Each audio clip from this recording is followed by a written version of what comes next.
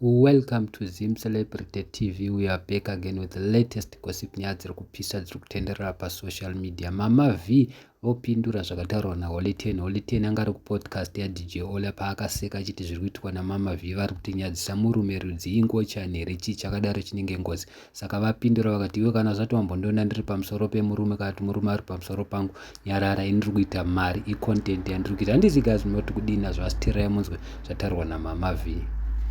Unaidzira kuti mwana wangu iwo ukaona kuti mwana wako zviri kunetsa, ino yaisi Mama V School of Institution. It's a business page, it's a hustle page. I'm a hustler, you understand? I hustle for a living. Hustle yangu iwo ukaona kuti haisi kukuitira zvangu fane kuti unoenda kukampani yesimende kuti kampani yesimende yenyu inozopinda pauro dzevana wangu, enda haisi kuinstitution iyi. Handisi institution, handisi chikoro. Kana yanga iri chikoro maiti chikoro chingachivharwe. It's not Mama V School of Technology, Mama V School of Schooling people. I'm not here to school people. I'm here to hustle and make money. You see these people are calling me. It's money. I'm here to hustle. Iwo ukaona kuti arega ndiendese mwana wangu ada kuenda kuchikoro, endesa mwana wako kuma college ari koko. Iye mwana wako ari kuitei kana zvisingaiti disable unfollower. Vana venyu totovadzisa kuhasela kuti mulife you go to any extent. Saka iwo urifungwa kuti iwo nhasi ndikamuka nchizi ndasiya kuacta maskits aya kusi kufande kupi. Zviri nani ndife ndiri pamari, zviri nani ndinofirapo pana Zuckerberg, ndinofirapo. Iwo ukaona zvakunetsa kana wafila kuti zviri kukunetsa uya unditakure necrane wonondisiya kune nyika yaunofila kuti ndo inoita for me.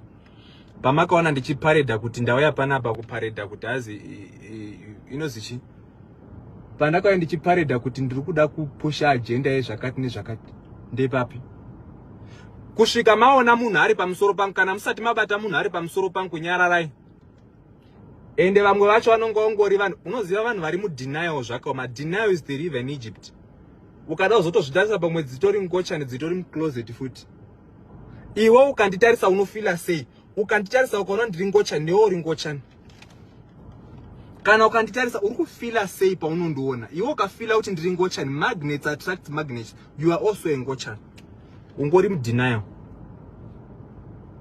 Side ramuinaro iroro gara neside iroro, indogara neside randinaro. Raisi riripo. Side randinaro iroro, indogara neside randinaro. Iwo garawo neside rawinaro. Kana dress richikwanisa kundikeshera, richikwanisa kundisira income ye 40,000. I earn 40,000 now because ndane increment. For the whole of last month ndandiri ku 30,000. Now I earn 40,000. Ndotaurwa nemunhu anonga aita data rekukumbira kuti azi was chisiya dress. Iyi ndinofanaro one. Kana muguwa ndise yangu ndinaro. As long as it's paying the bills. Kune mbavha dziri kutofamba nepfutuko dzichidaro so takarasima neni. Ari kubauka, ari kutobauka. Munhu unoita zvaanoda nebhodhi yake, umwe naumwe wakapiwa umwe naumwe nebhodhi yake naMwari. Iwo oita zvaunoda nebhodhi. Iwo chako kwako kunyanya kuita Jehovah stereki.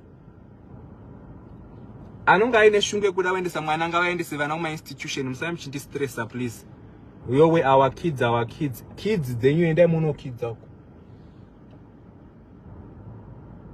I'm sure mazvinzwira mega zvataurwa naMama V. Isusu seTFA Files TV, we listen, we don't judge, but nyaya iri pakuti judging from that video, Mama V kana ukatarisa unotongofunga kuti ingochani nezvavari kuita.